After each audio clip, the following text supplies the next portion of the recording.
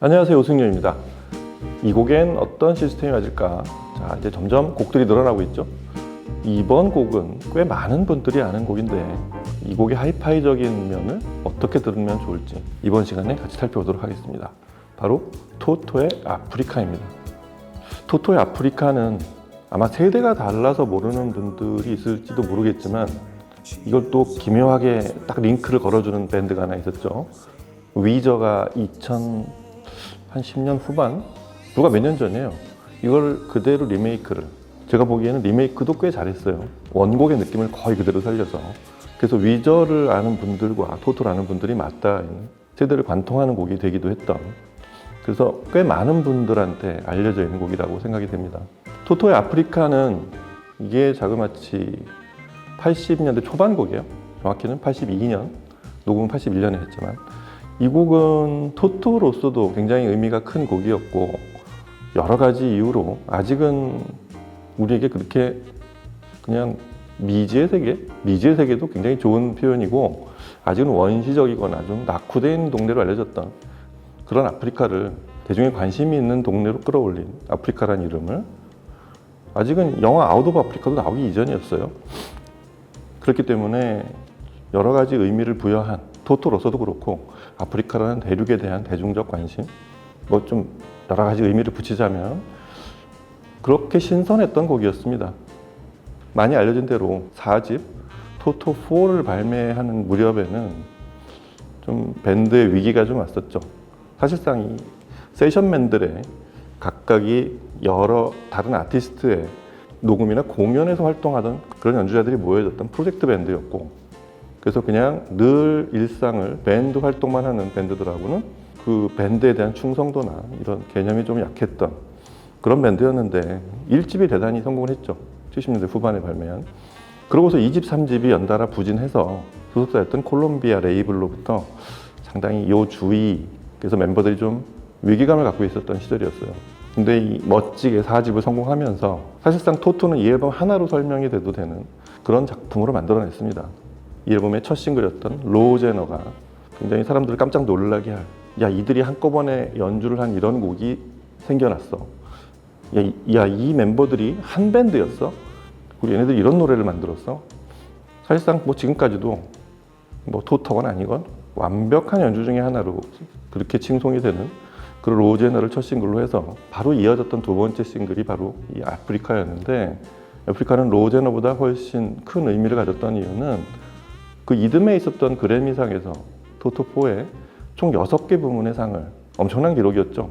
아마 근 10년 내에 다시는 락밴드들이 달성할 수 없는 엄청난 기록을 안겨준 그런 앨범이었는데, 그 이듬해쯤에 바로 이 마이클 잭슨의 스릴러가 나오면서 이게 그대로 덮여졌는데, 사실은 그 얘기까지 하자면 마이클 잭슨의 스릴러에 있는 대부분의 연주도 이 토토 멤버들이 그대로 투입이 돼 있는, 사실상 위로 가면 한 회사였죠. 소니 그룹에서 만든 그런 앨범이었기 때문에 어떤 면에서는 토토가 만든 두 개 명작이라고 할 수 있습니다.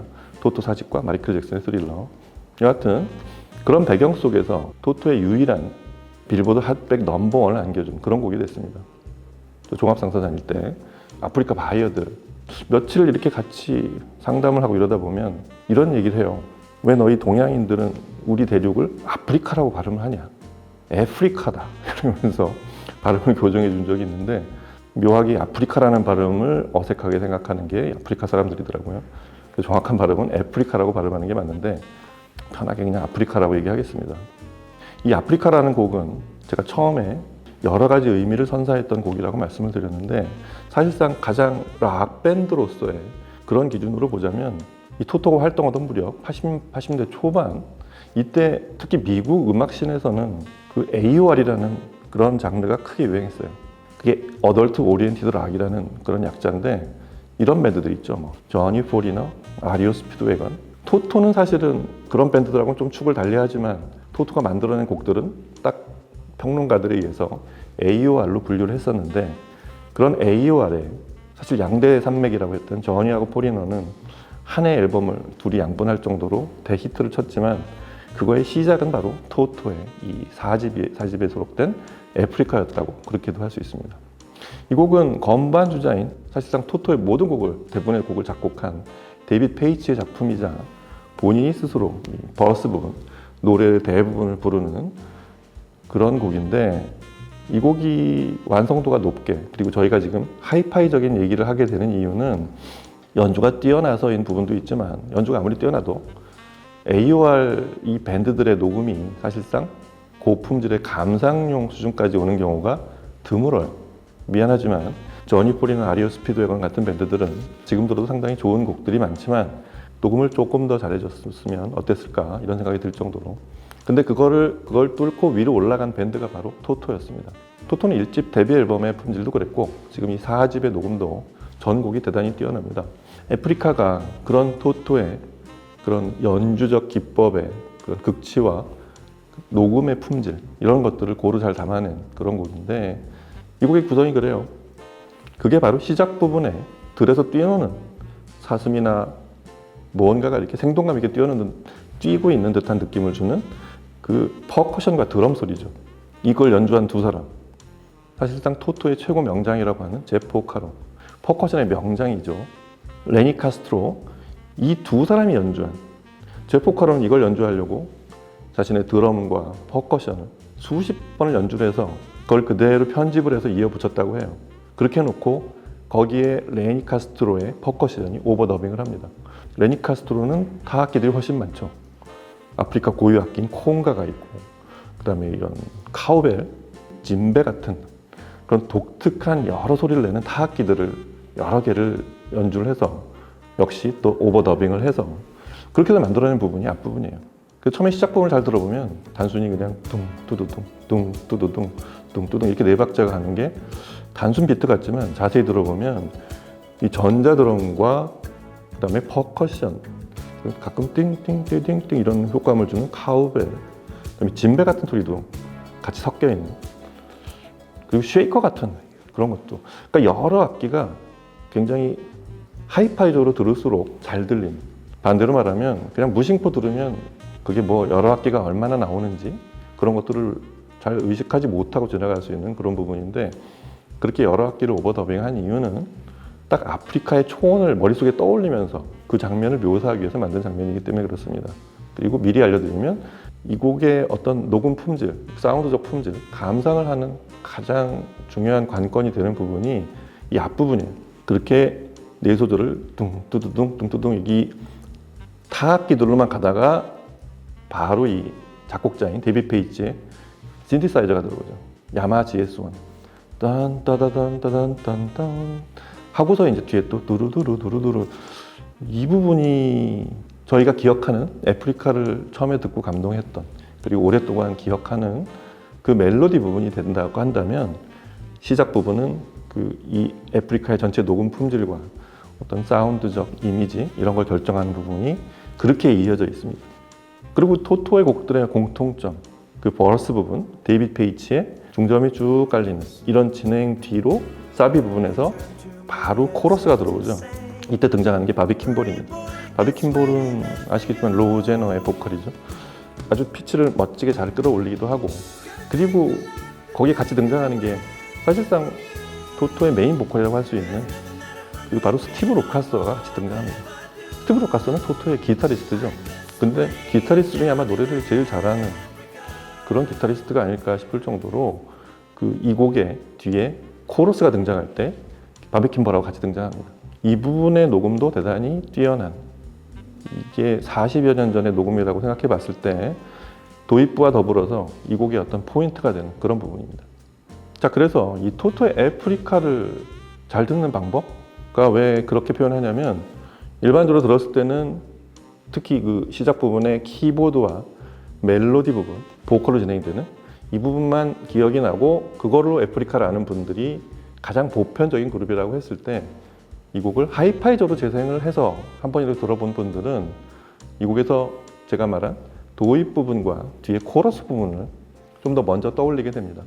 왜냐하면 이 곡의 녹음은 말씀드렸지만 토토의 전체 작품 중에서도 가장 뛰어난 그런 곡 중에 하나고 이 80년대 초중반을 수놓았던 이런 AOR 장르 락에서도 가장 녹음이 뛰어난 곡 중에 하나이기 때문에 이 곡에서 많은 부분을 발견하면서 듣는 그런 재미는 대단히 큽니다. 앞부분 이 타악기, 드럼 오버더빙과 이런 퍼커션, 그것도 대여섯 종류가 되는 이런 악기들이 섞여 있는, 특히 베이스 비트를 쿵, 쿠구궁, 쿵, 쿠구궁 치는 이런 부분 있죠. 이게 제대로 재생이 되려면 일단은 베이스를 상당히 깊게도 하지만 단정하게 잘 끊어서, 비트가 상당히 빠른 편이거든요. 그러니까 그냥 빠르기만 한 게 아니라 규칙적이지 않고 살짝 불규칙한 업비트가 들어가 있잖아요. 이 느낌을 잘 살려주면서도 땅을 강하게 딛는 이런 느낌? 이걸 살려주려면 역시 두 가지 조건이 필요해요. 스피커 쪽에서 보자면 무엇보다 베이스 구경이 큰 게 좋습니다.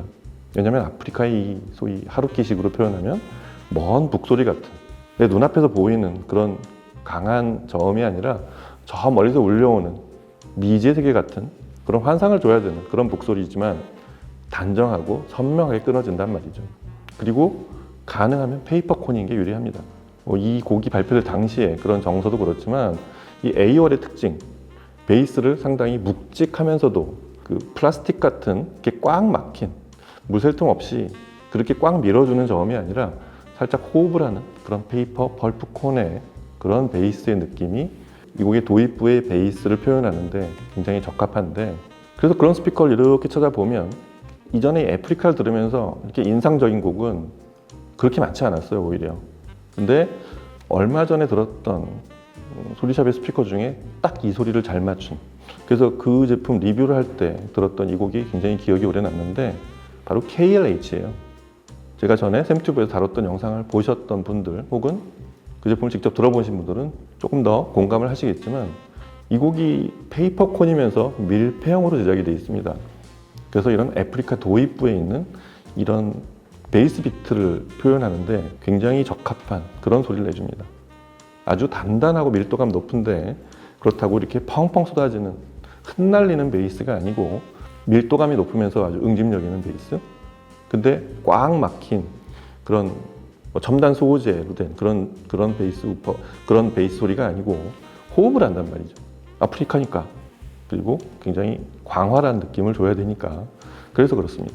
KLH 같은 다시 리바이벌한 그런 페이퍼콘의 밀폐형 소리, 이런 소리는 이거보다 훨씬 비싼 다른 스피커로 들은 애프리카의 도입부에 있는 그런 베이스 비트보다 훨씬 원곡의 느낌에 가깝습니다.